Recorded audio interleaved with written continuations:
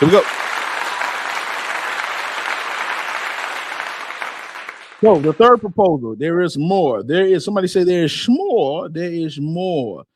So I'm reading this article. This article is from Bleacher Report. The reporter that made this article, his name is Adam Wells. And there is a third proposal. So we already talked about the hip drop tackle penalty. Banning. They're trying to ban that particular tackle. They submitted the ban today for approval. I'm pretty sure it's going to get approved. And it will be a 15-yard penalty and an automatic first down if someone tackles tackles an offensive player in that way. And we also just went over the NFL kickoff proposal.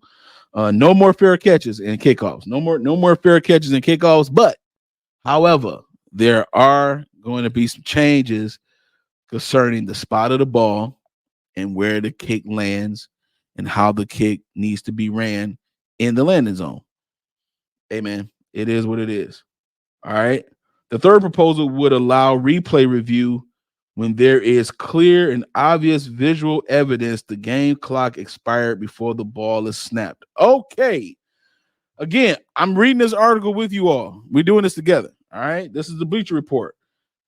Jonathan Jones says the NFL Competition Committee has submitted a rule proposal that would allow a replay review when there is clear and obvious visual evidence that the game clock expired before any snap. This proposal can be voted upon by team owners next week at the annual league meeting. The annual league meeting is next week. I don't know what day that is, but I need them to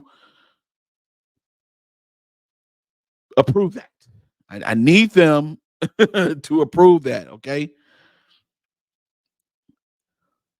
That is something that also, again, that changes the narrative of a game as well.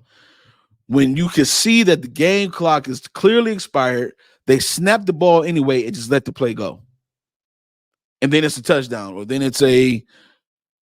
or they advance the ball closer to the field goal range. Like it's all kind of stuff, man, that changes the narrative of a football game. And that is one of them. That is definitely one of them. One potential change that doesn't appear to be a priority for the competition committee is the rule that awards a touchback on a fumble that goes out of the end zone. So one potential change that doesn't appear to be a priority for the competition committee is the rule that awards a touchback on a fumble that goes out of the end zone. Jonathan Jones is from CBS Sports.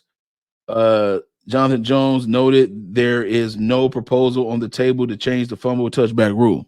So they chilling on that. Okay. There are no rule changes, proposals for the infamous fumble through the end zone touchback rule. It's a play that has happened 12 times since 2018.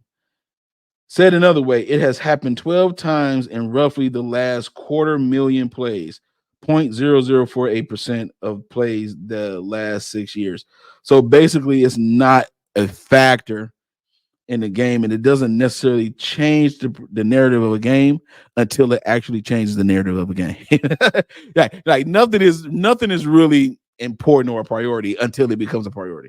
You know what I'm saying? Instead of having the foresight to see it, they just wait until something happens, and if something happens, then they're like, you know what? Then you're gonna get a lot of people complaining. Just like the basketball coach for Detroit Pistons. He eloquently spoke about how calls are not being called blatantly throughout the season. And after he did his rant, as you can see, the Pistons have been winning a little bit. You know what I'm saying? So that's something to consider. The rule came into play during the Kansas City Chiefs Buffalo Bills game in the AFC divisional round. McCole Hardman got the ball on the jet sweep near the goal line and stretched for the end zone. And when a defender slapped it out of his hands, replay determined the play was a fumble and the ball went out of the end zone. The Bills gained possession at their own 20-yard line early in the fourth quarter. They ultimately didn't score on the drive and lost 27-24. So yeah, that actually did happen in that AFC divisional game. Uh, but it didn't matter because the Buffalo Bills didn't capitalize on it. However, that's still something to potentially look at, though.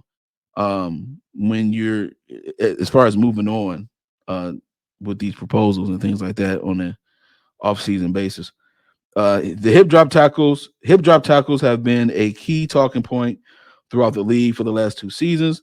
There was some talk about a potential rule changing going into 2023, but the competition committee never made a formal proposal. So that's the reason why they are doing it now. Again, that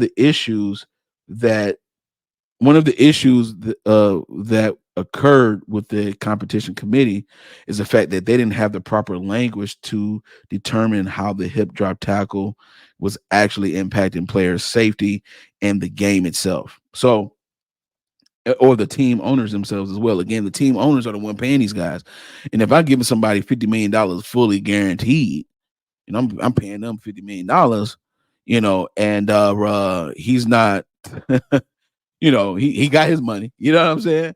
And all of a sudden, first game in, he gets injured and he's out for the season. I mean, I just lost some money, right? I just lost a lot of money, and I'm not getting my money's worth in that sense. So I understand that point from an owner's perspective. You know what I mean?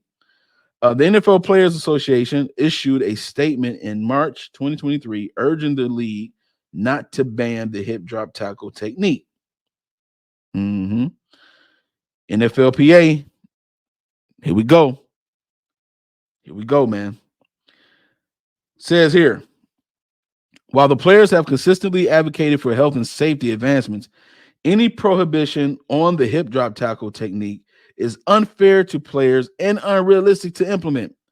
It places defensive players in an impossible position by creating indecision in the mind of any tackling player, puts officials in an unreasonable situation that will result in inconsistent calls on the field, and confuses our fans. We call on the NFL to reconsider implementing a rule prohibiting the hip drop tackle. The competition committee said, whatever, cuz. Whatever, player. We're not listening to you. Based on the response from some of the players to the news about Wednesday's proposal, they still feel strongly the rules should not be changed. N'Kobe Dean said, what? That's their response to that. Darius Slay said, this ish is crazy. Darius Slay. Just a couple people to that went to X, not Twitter anymore, went to X and explained their disgust. Okay. I'm gonna read this a little bit here. Let's go ahead and read this part right here, y'all. In December, the Athletics Ted Guillen or Nguyen, it is Guillen, yeah, Ted Guillen, the Athletics, noted the NFL's data showed a hip drop tackle was 25 times more likely to result in an injury than any other tackle. Stop it. That is such baloney, man. Stop it. More likely.